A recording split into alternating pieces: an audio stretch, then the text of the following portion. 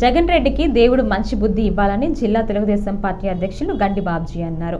మంగళవారం జిల్లా తెలుగుదేశం పార్టీ కార్యాలయంలో జరిగిన విలేకరుల సమావేశంలో ఆయన మాట్లాడుతూ, రాష్ట్రంలో కూటమి ప్రభుత్వం ఏర్పడిన తరువాత ఇబ్బందులు వస్తున్నా కూడా వాటిని అధిగమించి సీఎం చంద్రబాబు పరిపాలన అందిస్తున్నారని అన్నారు.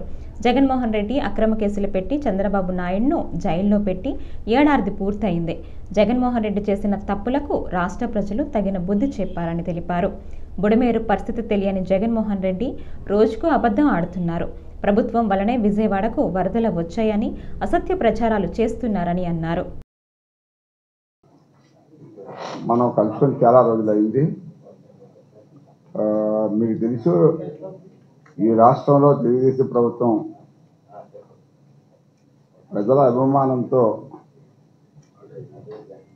ఏర్పడ్డ తర్వాత కొన్ని ఇబ్బందులు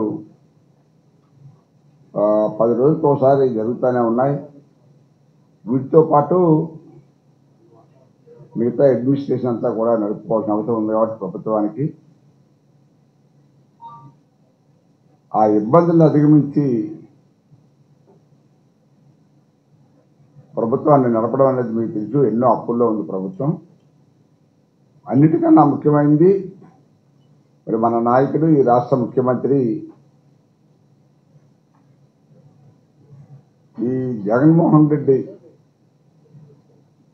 టీం అంతా కూడా అన్యాయంగా తనను కేసులో ఇరికించి సుమారు మొన్న 8వ తారీఖుకి సంవత్సరం అయింది.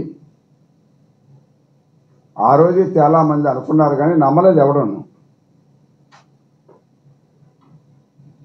జగన్మోహన్ రెడ్డి చేసిన పాపానికి ప్రాయశ్చిత్తం తప్పనిసరిగా జరుగుతుంది. ప్రజలు ఎవరికి చెప్పరు ఏం చేస్తారో. సో మనం ఎవరో ఊహించినంత శిక్ష వేశారు అతనికి.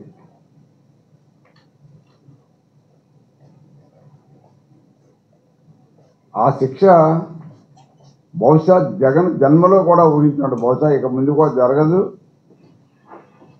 ఆ రికార్డుని ఎవడు ఇంకా బ్రేక్ చేయలేడు. ఈ జగనే కాదు కదా, ఎవరైనా సరే.